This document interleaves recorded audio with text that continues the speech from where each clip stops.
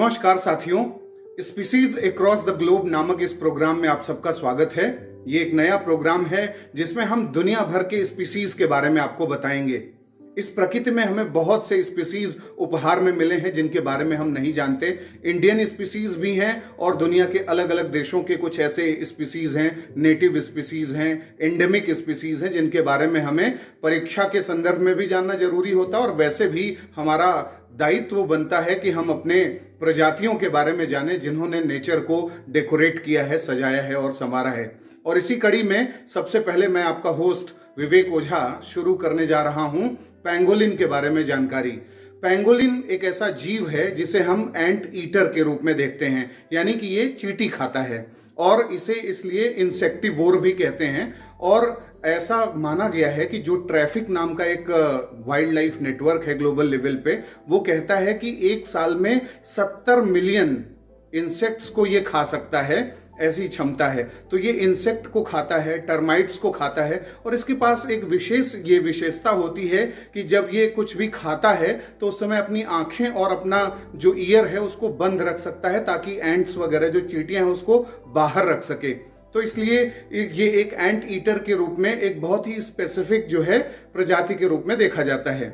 और ये दुनिया का एकमात्र ऐसा मैमल है, यानी स्तनपायी जीव है, जिसके शरीर पर हजारों खाल होती हैं, केराटिन से बनी जो खाल होती हैं, स्केल्स होती हैं, और उन स्केल्स के चलते ही इसका बहुत बड़े पैमाने पर ट्रैफिकिंग की जाती है।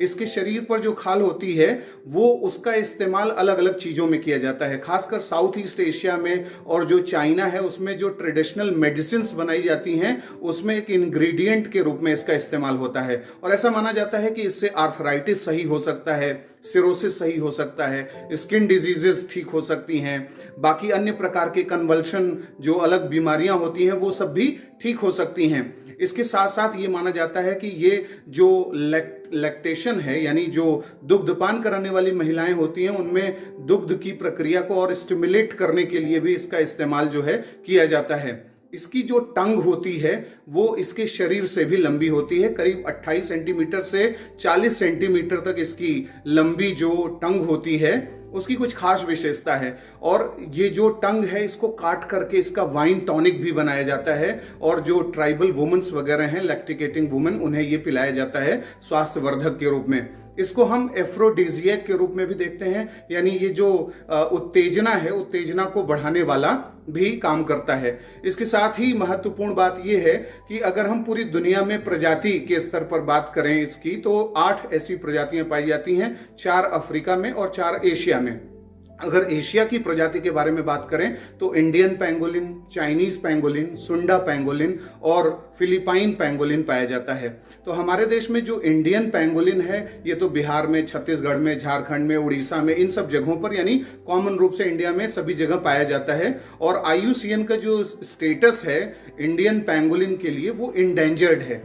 लेकिन अगर हम चाइनीज पेंगोलिन की बात करें तो भारत में केवल नॉर्थ ईस्ट इंडिया के जो स्टेट्स हैं उसमें ही चाइनीज पेंगोलिन पाया जाता है। और चाइनीज पेंगोलिन का जो IUCN स्टेटस है वो है क्रिटिकली इंडेंजर्ड का।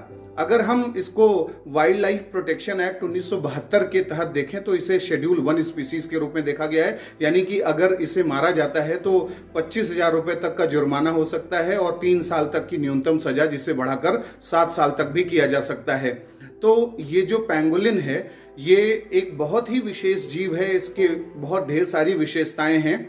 अगर हम इसके ट्रैफिकिंग के बारे में कुछ खास बिंदुओं को देखें तो IUCN कहता है कि it is the most trafficked animal in the world.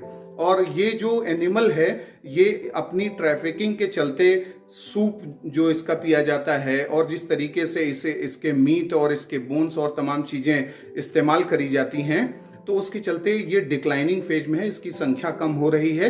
और इसलिए इसके संरक्षण के लिए भारत सरकार को, पर्यावरण मंत्रालय को विशेष बजट का एलोकेशन करके इसके संरक्षण के लिए आगे आना चाहिए। दुनिया भर में वर्ल्ड जो है पेंगोलिन डे भी मनाया जाता है, लेकिन ऐसे अंतर्राष्ट्रीय दिवसों के मनाने से ही काम नहीं चलेगा।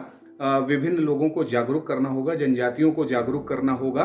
और पेंगोलिन की एक और खास बात आपको बता दूं कि इसके अंदर एक सेल्फ डिफेंस मैकेनिज्म होता है। जब कोई प्रेडेटर इसके ऊपर हमला करता है तो ये अपने को एक बॉल के रूप में रोल कर लेता है और क्वाइल्ड करके उस पर कोई भी अटैक नहीं कर सकता, चाहे लॉयन और टाइगर हो। उस पर जब अटैक करेगा तो बाइट भी नहीं कर सकता, उसे मार भी नहीं सकता। तो ये बहुत ही स्पेसिफिक जीव है और इसके संरक्षण के लिए प्रयास होना चाहिए। आपको ये कार्यक्रम कैसा लगा, पैंगोलिन के बारे में आपको जानकारी कैसे लगी, हमें